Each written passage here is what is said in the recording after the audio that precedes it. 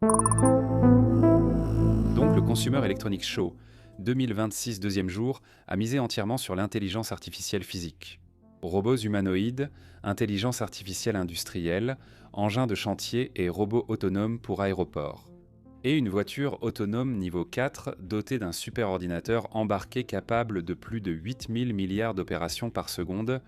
Côté grand public, nous avons vu des lunettes intelligentes sans téléphone, un scanner de santé mesurant plus de 60 biomarqueurs, des chargeurs de véhicules délivrant plus d'1 kilowatt en déplacement, des assistants intelligence artificielle intégrés directement dans les voitures et bien plus encore. Dans cette vidéo, je vais décomposer tout ce qui compte vraiment du deuxième jour, alors parlons-en, d'accord ? Encore une fois, la robotique a complètement dominé le salon. Pas seulement une entreprise ni un seul humanoïde, mais toute une vague d'approches, de tailles et de rôles différents. Neura Robotics illustrait bien ce changement, présentant son humanoïde nouvelle génération 4NE, 1 avec un accent sur le raffinement. Les mouvements étaient plus précis, l'équilibre retrouvé plus facilement et l'interaction mieux maîtrisée. Le robot est fait pour opérer dans des espaces humains sans cage de sécurité, donc la détection de la force, la perception et la conformité priment sur la vitesse. Neura a aussi présenté un humanoïde plus petit, destiné à l'éducation, la recherche et aux espaces limités, où taille et poids comptent. L'essentiel est ça que les deux robots partagent la même intelligence, permettant de transférer les compétences d'une plateforme à l'autre sans tout recommencer. Neura a aussi dévoilé une plateforme quadrupède, renforçant l'idée désormais admise par de nombreuses entreprises. Les robots bipèdes ne résolvent pas tout. La stabilité du terrain et la tâche définissent la forme. Fourier Intelligence est arrivé avec une approche complètement différente. Leur humanoïde GR3 a été conçu pour les environnements de soins, de rééducation et de santé. Les mouvements du robot étaient involontairement plus lents. La conception favorisait la prévisibilité et la sécurité, pas la vitesse, dans les hôpitaux et espaces de vie assistés. Les mouvements brusques posent problème. Fourier a présenté le GR3 comme un appareil pouvant assister les patients, aider aux tâches de mobilité et fonctionner auprès de personnes qui ne se déplacent que pas toujours rapidement ou de manière prévisible. Ils ont aussi montré une version plus petite du Carbot, basée sur le même système d'intelligence. Un cerveau unique pour plusieurs corps, chacun adapté à une tâche. Agibot a choisi une approche agressive en présentant une gamme de robots et non un seul. La série A2 regroupait des humanoïdes grandeur nature conçus pour la navigation, l'interaction et diverses tâches. La série X2 en faisait des humanoïdes compacts pour l'éducation, les démonstrations et les milieux sociaux. La série G2 ciblait les environnements industriels, se concentrant sur la gestion des charges, là où coût et taille limitaient le déploiement. Le D1 quadrupède, conçu pour inspecter et traverser des terrains, avait des jambes plus efficaces que les roues.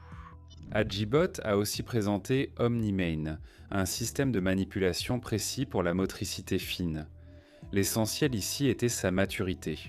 Ensuite, Caterpillar a introduit l'intelligence artificielle industrielle dans la conversation avec son système Cat Intelligence Artificielle, qui n'est pas une intelligence dépendante du cloud. Cela fonctionne directement sur la machine avec le matériel Nvidia, Jets et Thor. Les chantiers et sites miniers manquent de connectivité fiable, donc les décisions se prennent localement. CAT Intelligence Artificielle traite d'énormes flux de données de capteurs en temps réel, offrant aux opérateurs des conseils, des alertes de sécurité et des analyses de performance. Les machines échangent des données sur le terrain, la météo, l'équipement et le flux de travail. L'entreprise décrit cela comme un système nerveux numérique pour les chantiers. Et cette description correspond en fait à ce qu'est l'intelligence artificielle. Agissant comme une infrastructure, la société Oshkosh a appliqué une idée similaire à l'aviation. Ils ont présenté des robots autonomes pour les pistes d'aéroport, conçus pour soutenir les opérations de rotation des avions. Ces machines aident à guider les avions, à gérer les tâches au sol et à maintenir les opérations, même par temps extrême. L'objectif essaie de réduire les retards, améliorer la sécurité et la coordination. Des tests ont lieu avec de grandes compagnies aériennes et le déploiement est prévu dans les principaux aéroports centraux. C'est une automatisation pour un des environnements les plus critiques en temps du secteur des transports, a ajouté Santigen Technologies. Le Rovar X3 est un robot tout-terrain robuste, capable de franchir escaliers et terrains accidentés, idéal pour l'inspection et la surveillance. La plateforme est sans compact et profilée, ce qui l'aide à rester stable lorsqu'elle monte des marches ou navigue sur des surfaces accidentées, là où les robots à roues d'intérieur échouent généralement. Le Rovar X3 transporte caméras et capteurs et fonctionne en extérieur ou en environnement semi-industriel comme installation, campus ou site d'infrastructure. Sa principale fonction essaie la mobilité et la collecte de données, pas l'interaction ou la manipulation. La capacité à monter les escaliers supprime une contrainte majeure, permettant de changer d'étage sans déplacement manuel. Plateforme d'inspection conçue pour fonctionner à plusieurs reprises dans des environnements irréguliers et peu adaptés aux robots. Robotique domestique. Les expérimentations ont continué avec le concept Cyberx de Dream. Au lieu de forcer un aspirateur à monter les escaliers, Dream a séparé le problème. Cyberx est un système mécanique qui transporte un aspirateur robot entre les étages. Grâce à des chenilles articulées, il maintient son équilibre, agrippe les marches et gère les changements de hauteur. Cette approche considère les escaliers comme un problème physique, plutôt qu'un problème logiciel, ce qui est franchement rafraîchissant. Cela prouve que les entreprises explorent encore formes et architectures sans imposer un design unique à toutes les maisons. Outre la robotique, cette section du salon se concentrait sur le matériel expérimental, comme l'avion en mousse verticale Take-off and Landing Pliable de Flywing. Le design permet un décollage et un atterrissage verticaux, puis un vol horizontal efficace, idéal pour les espaces restreints. La cellule utilise une mousse légère pour réduire le poids et intégrer des moteurs assurant portance et propulsion. L'appareil utilise un système, vu à la première personne, qui transmet en direct la vidéo aux lunettes via la technologie sans fil longue portée O4 de DJI. Le suivi de la tête permet à la caméra de suivre les mouvements du pilote, offrant une vue cockpit au lieu d'un flux drone statique. Cette configuration privilégie l'immersion et le contrôle précis, pas le vol autonome. Flywing annonce une vitesse maximale de près de 120 km/h et une autonomie jusqu'à 60 minutes dans des conditions idéales, ce qui est élevé pour un vertical take-off and landing de cette taille. Vendu environ 2000 €, le kit inclut la propulsion et l'équipement, vu à la première personne ciblant surtout les utilisateurs avancés, passionnés ou axés simulation, plutôt que les pilotes occasionnels.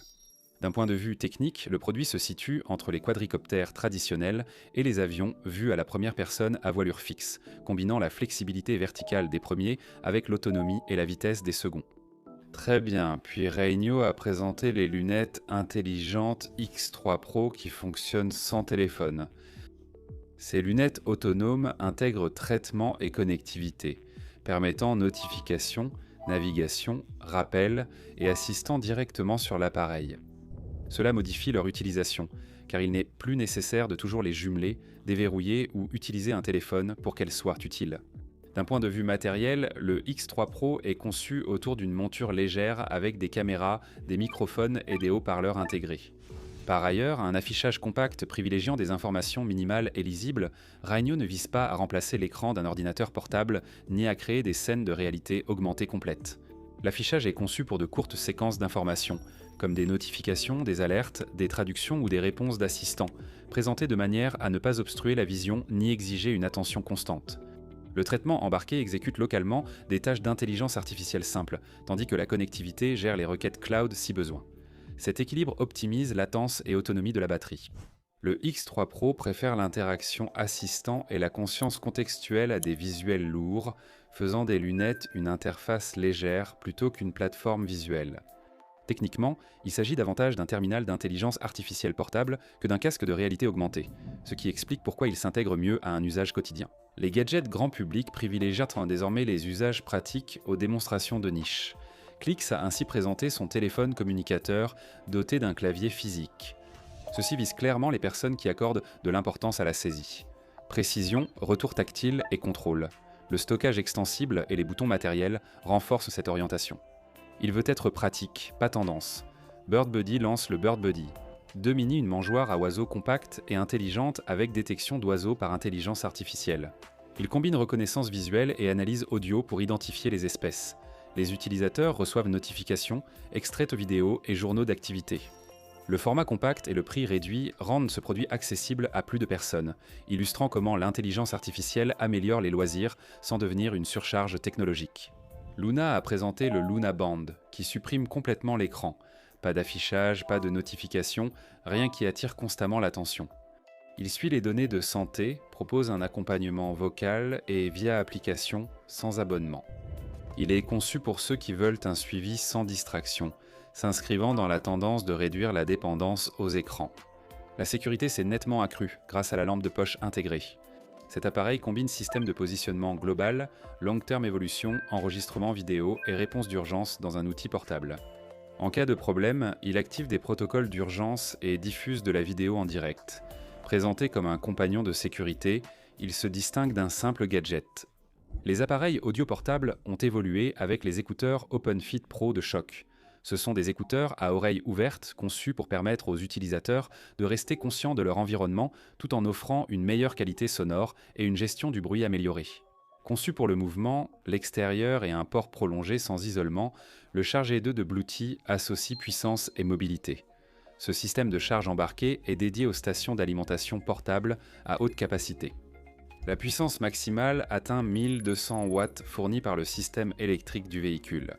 C'est un grand progrès comparé aux prises 12 volts classiques, limitées à environ 100 watts. Concrètement, cela permet de recharger rapidement de grandes stations de batterie en roulant, sans attendre des heures ni utiliser une source externe. Le chargeur 2 s'intègre au système électrique du véhicule et gère le flux d'énergie bidirectionnel permettant d'inverser la charge. Cela signifie qu'il peut être utilisé pour démarrer un véhicule ou maintenir la batterie de démarrage à l'aide d'une station d'alimentation connectée.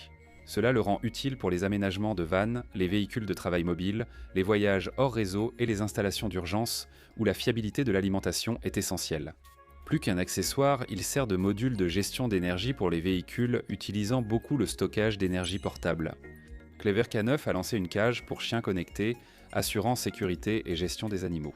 La cage dispose d'un contrôle via application permettant aux propriétaires de verrouiller ou déverrouiller les portes à distance, facilitant la gestion de l'accès sans présence physique. Des capteurs à l'intérieur de la cage surveillant des paramètres comme la température et l'état de l'environnement, aidant à garantir que l'espace reste sûr pour l'animal. D'un point de vue pratique, le système est conçu autour de l'automatisation plutôt que de la nouveauté. La cage peut réagir à la fumée ou à la qualité de l'air et se déverrouiller automatiquement via des alertes ou routines. Ce produit de niche montre que le matériel connecté dépasse le divertissement et la commodité pour assurer surveillance et sécurité. Même dans des domaines comme le soin des animaux, où la fiabilité compte plus que les fonctionnalités tape à l'œil, Deskmate a ajouté une touche mécanique aux installations de bureaux. Avec un support de téléphone motorisé conçu pour suivre les mouvements et ajuster l'orientation en temps réel grâce à des moteurs et des capteurs intégrés, le support pivote et s'incline physiquement pour que le smartphone monté reste toujours face à l'utilisateur. Cela permet à la caméra et à l'écran du téléphone de rester alignés sans dépendre uniquement du recadrage numérique ou d'astuces logicielles. Deskmate transforme un smartphone en appareil de bureau à suivi facial pour appel vidéo, consultation de contenu ou interaction d'assistants. Cette méthode évite d'ajouter un écran ou un processeur dédié, utilisant une mécanique simple pour étendre l'utilité du matériel existant. C'est un exemple de comment le mouvement physique et des appareils existants peuvent en créer de nouveaux modes d'interaction sans complexifier le système. La technologie de la santé a fait un grand pas avec Withings Bodyscan 2. Cette balance intelligente mesure plus de 60 biomarqueurs en environ 90 secondes. Elle surveille la santé cardiaque, nerveuse, vasculaire, métabolique et l'activité électrodermale. Les utilisateurs pieds nus tiennent des capteurs pour enregistrer les signaux électriques. Les données sont visualisées au fil du temps via une application par abonnement. En se concentrant sur les tendances plutôt que sur des mesures uniques, Withings a clairement positionné cela comme une technologie de santé préventive et non comme un accessoire de fitness. La technologie automobile s'appuie sur l'intelligence artificielle et Ford a proposé l'une des feuilles de route les plus claires. L'entreprise lance un assistant vocal intelligence artificielle d'abord sur son application mobile, puis dans les véhicules. L'essentiel est le niveau d'intégration. Cet assistant va au-delà des commandes d'infodivertissement. Il accède au système et données du véhicule, permettant au conducteur de s'informer sur la durée de vie de l'huile, l'état des pneus, la batterie, l'autonomie, la charge et l'entretien. Utilisant le langage naturel, l'assistant est basé sur de grands modèles de langage hébergés via Google Cloud. Mais Ford précise qu'il utilise des modèles standards avec ses propres données de véhicule et non des modèles propriétaires entraînés de zéro. Ford a également profité de l'annonce pour présenter son calendrier plus large en matière d'autonomie. La future plateforme universelle de véhicules électriques de l'entreprise, dont le lancement est prévu en 2027, est conçue pour réduire la complexité de fabrication et les coûts matériels d'environ 30% par rapport à ses systèmes électriques actuels. Cette plateforme sera la base de la future génération d'assistants de conduite. Ford prévoit la conduite sans surveillance visuelle pour 2028 avec une autonomie point-à-point comparable aux systèmes avancés de conduite main libre sur autoroute. Ford prévoit de développer en interne la majorité des modules informatiques principaux et de l'architecture électronique. Cette approche offre à l'entreprise un meilleur contrôle des coûts, des mises à jour et du support logiciel à long terme. Tensor a abordé l'autonomie à partir de la puissance de calcul, puis a conçu le véhicule autour. L'entreprise a présenté sa robovoiture autonome de niveau 4 conçue comme un système axé sur l'intelligence artificielle plutôt que d'adapter un véhicule électrique existant. Au cœur de la voiture se trouve un superordinateur embarqué construit à l'aide de 8 systèmes sur puce NVIDIA Drive AGX Store basé sur l'architecture GPU Blackwell. Combiné, ce matériel offre plus de 8000 milliards d'opérations par seconde, ce qui permet à la perception, à la planification, à la prédiction et au contrôle de fonctionner simultanément avec redondance. Ce niveau de puissance gère les environnements urbains complexes sans dépendre du traitement à distance. Les capteurs répondent à cette ambition. Tensor utilise une configuration double télédétection par onde lumineuse avec un système Halo Hyper, télédétection par onde lumineuse offrant une couverture complète à 360 degrés et générant jusqu'à 25 millions de faisceaux par seconde. Pour la perception à moyenne et longue portée, un télédétection par onde lumineuse, sentinelle secondaire, cible la détection rapprochée et la couverture des angles morts, améliorant la détection des piétons, cyclistes et obstacles proches. Ces télédétections par ondes lumineuses associées à des caméras et un radar forment des couches de perception superposées. Ce qui est essentiel pour l'autonomie de niveau 4 où le système gère la conduite sans intervention humaine dans des conditions définies. Tensor a également mis en avant ses avancées réglementaires. L'entreprise possède un des premiers permis de test de véhicules de passagers sans conducteur en Californie. Elle a précisé que près de 9 ans ont servi à valider le matériel et la pile d'autonomie. Les livraisons de la voiture autonome sont prévues mensuellement pour la fin de 2026, avec les premiers marchés opérationnels attendus en 2027. L'implication de Lyft relie cette technologie à un déploiement réel.